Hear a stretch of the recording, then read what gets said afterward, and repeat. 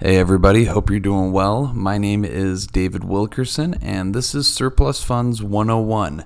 Just wanted to start off by saying thank you for everybody who has liked the channel, subscribed, or even donated to our PayPal link. And, some of those have gotten kind of big, and we really appreciate those, you guys. But here on this channel, I've been in the creative real estate and asset recovery space now for over a decade. So I give a lot of tips and tricks about exactly what I do, how I do, when I do it, and just all the ins and outs about how I run my business.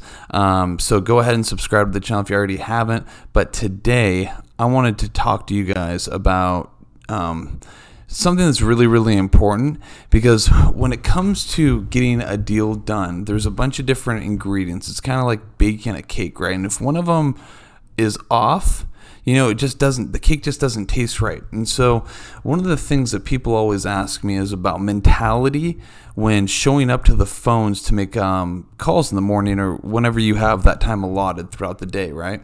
And so I always sit and I think to myself, like, what are just the things that move the needle the most, and I've been very fortunate because throughout my career, I've been in sales and marketing now for 15 years. I got about 8,000 transactions under my belt. I've overrode about 30,000 other deals, and I have a lot of friends that are debate team champions, and so I've been geeking out for over a decade on the little psychological things that you can do in your own life to really make the needle swing.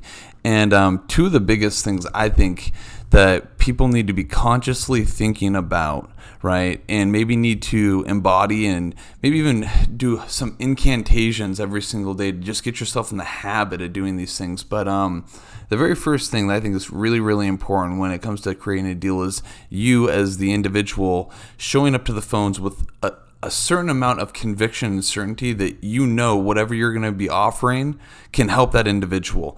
Throughout our life, I'm sure that all of you guys can think of situations or scenarios where somebody had the completely wrong information, but you still thought it was the Bible because they were so sold on it. And so you as the salesperson, it is crucially important that you are excited, you have a certain level of conviction behind what you're doing, because the person that has the strongest frame, the strongest conviction, usually always wins in the negotiation. And so it's crucially important, you guys, when you guys sit down on your desktop, wherever you guys are, before you pick up the phones, one of the things I've always done is I always sit there and I think to myself, like, hey, if somebody called me up randomly, how would I want them to treat and respect me? And so those are all just little conscious things, So you guys, number one thing I think is super important. You got to have conviction, not only in this business, but whatever it is you do in life, because you know what? The undisciplined people that don't have conviction get exactly what they deserve.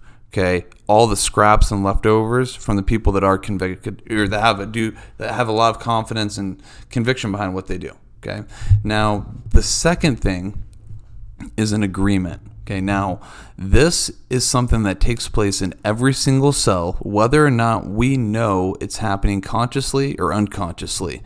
Okay, so what I want you guys to think about is how many times you guys have been in situations where you might have even been wrong and you told that other person you were arguing with, hey, can we at least agree that we're going to disagree? Can we agree that we're not going to see eye to eye on everything? And so as a salesperson, the more that you can get somebody to agree with you and kind of level things out, like the better it'll always be, because you're going to sell somebody emotionally and you're going to tie them up and solidify it logically.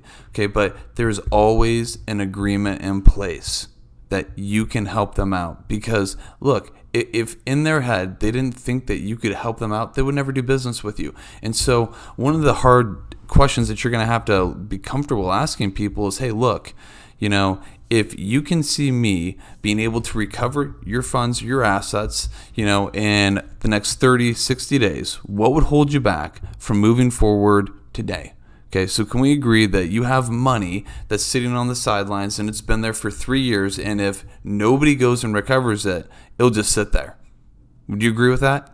And so it's those little tiny things like that really get you a lot of leverage. It's the little levers that have the biggest leverage points, and it seems like that is the way it is with most communication. But you guys, these are just two of the things that I think that every single person needs to be doing when they show up to make phone calls. And another thing too, if you guys are listening to this and it's between like 9 and noon in the morning, just pause it, go make phone calls and prospect for a little bit, and then come back to it.